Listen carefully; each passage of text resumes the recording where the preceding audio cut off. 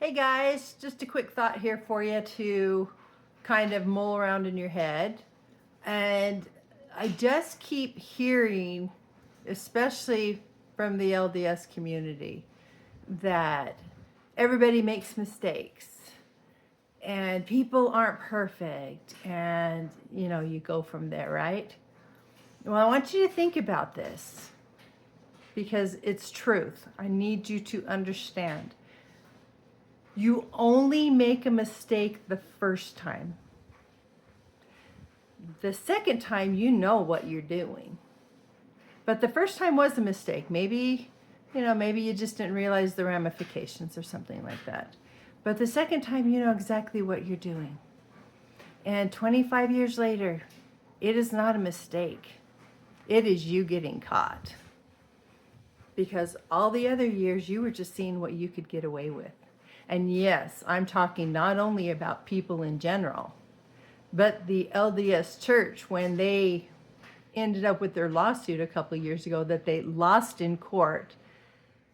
And know that if you're the one of them saying, well, they settled out of court, honey, the only time you settle out of court is when you're guilty, because you might get a worse sentence, a worse consequence going to court. So you settle out of court to avoid that. You don't settle out of court because you're being nice. You settle out of court because you're guilty and you don't want to go through the process. So 25 years ago, the LDS Church may have made a mistake by lying about their finances and trying to get around the system. But the second time they did it, and every time they did it for 25 years, it was not a mistake. So when Nelson comes out and says, mistakes are made, let's just move on from here and forget about it. No, a mistake was made. And after that, you just were seeing what you could get away with it. And oops, you finally got caught.